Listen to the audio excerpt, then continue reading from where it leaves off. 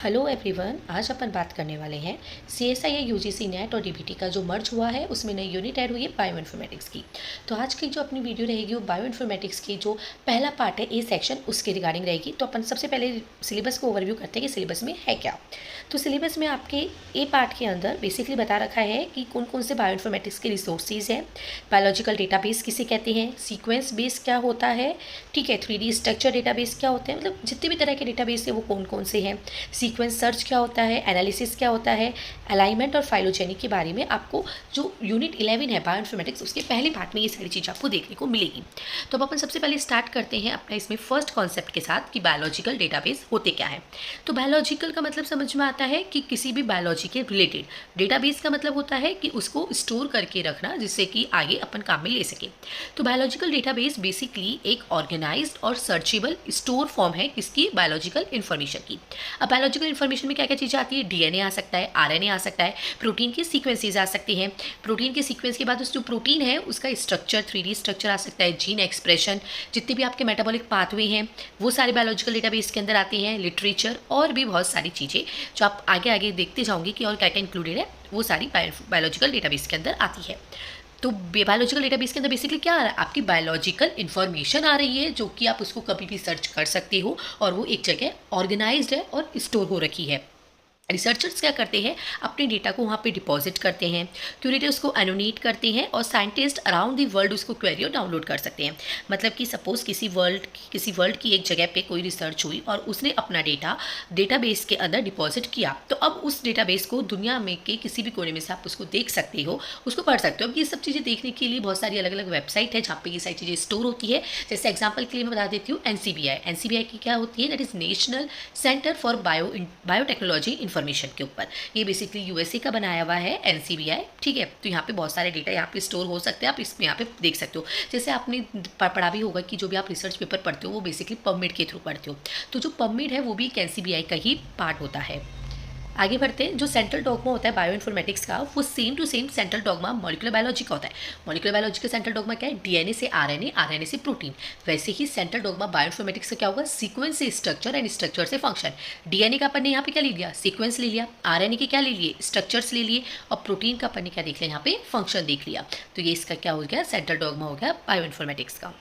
Next बात करते हैं बहुत कौन कौन से ऐसे मेजर बायो इन्फॉर्मेटिक्स के रिसोर्सेज हैं, जिसमें सबसे पहले अपन बात करेंगे primary database and then secondary database. तो प्राइमरी डेटाबेस बेसिकली क्या है, ये ओरिजिनल बायोलॉजिकल डेटाबेस है जो कि रिसर्चर के द्वारा एक्सपेरिमेंट करने के बाद जो उनका रिजल्ट आया उसको बिना किसी छेड़छाड़ के जो आपका रॉ रिजल्ट निकल के आता है उसको अपलोड किया जाता है, that is called as primary database. Primary database का एग्जांपल है जीन बैंक जो NCBI का है, EMBL बैंक जो EBI का है, DDBJ जो कि DNA data bank of Japan का है, ठीक है। और ये सारी चीज़ें आपको किसके अंडर देखने को मिलती है, INSDC कोलैबोरेशन के अंडर देखने को मिलती है। तो INSDBC बेसिकली क्या कर रहा है, NCBI, DDBJ और हमारा EBI का जो है उसको एक तीनों को एक जगह लाके इकट्ठा करने का काम इसका है।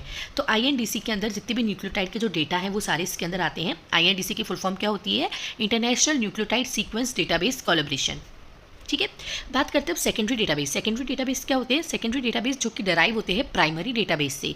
प्राइमरी डेटाबेस के जो रिजल्ट आए हैं उसको अपन ने स्टडी किया, उसको एनालाइज किया, उसमें जो चेंजेस आ रहे हैं उसी के ऊपर कोई नए एक्सपेरिमेंट से देख के अपन ने जो एक्सपर्ट्स के द्वारा निकाला गया, that is called as secondary database. Secondary database के एग्जाम्पल्स में आते हैं अपने स्विस स्पॉट, स्कॉप, कैथ, पीफैम, ये सारी चीज़ें आती है, ठीक है। नेक्स्ट अपन बात करते हैं 3 ब्रॉड कैटेगरी यहाँ पे ऑर्गेनाइज हुई है डेटाबेस की, जो मैंने आपको पहले भी बताया था, प्राइमरी, सेकेंडरी, उसके अलावा एक और है कंपोस्ट या फिर जिसको अपन इंटीग्रेटेड कहते हैं। प्राइमरी जिसको अर्चिवल के नाम से भी जानते हैं, ये क्या कर रहा है, ये होल्ड करता है रॉ एक्सपेरिमेंटल प्रोड्यूस डेटा को जो कि डिपॉजिटेड किया गया है किसके द्वारा, रिसर्चर के द्वारा।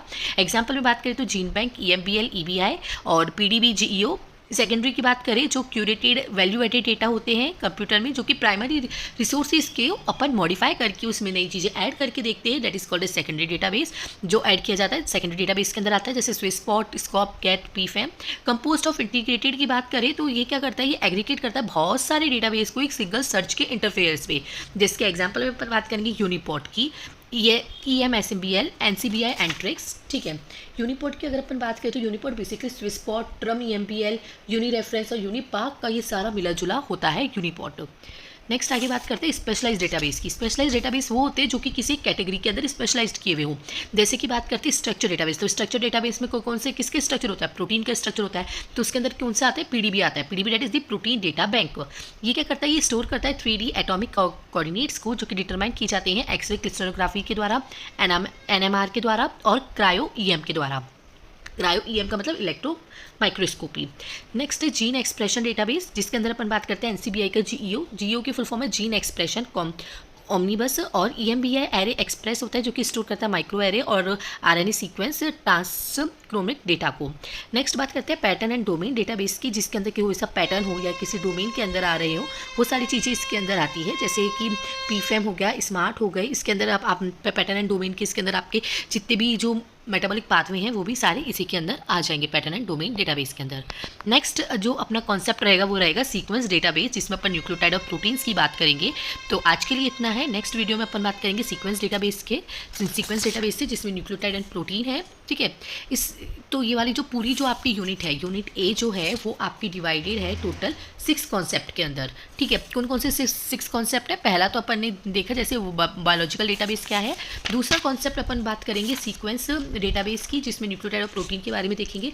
तीसरा कॉन्सेप्ट जीन एक्सप्रेशन डेटाबेस का आएगा। फोर्थ आएगा लेक्चर आपका 3D स्ट्रक्चर डेटाबेस का, और फिर आएगा pattern motifs and domain database के बारे में, जिसमें भी अपन ने ये सारे जो पैटर्न्स वाले देखे हैं उनको अपन अच्छे से डिटेल में देखेंगे, ठीक है। मतलब उसमें कौन कौन से मेथड्स यूज़ हो रहे हैं, उसके की पॉइंट्स क्या है जो आपके सीधे एग्जाम में पूछे जा सकते हैं। और लास्ट आपका जो 6th कॉन्सेप्ट आएगा जो आएगा SSN नंबर्स का और डेटाबेस के इंटीग्रेशन का।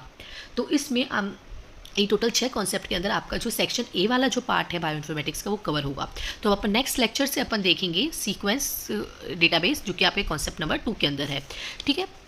Stay tune for the channel and like and share subscribe for getting the full CSIR NET series of the bioinformatic course. और उसके अलावा धीरे धीरे अपन सारे यूनिट्स को ऐसे कवर करते जाएंगे। तो स्टे ट्यून।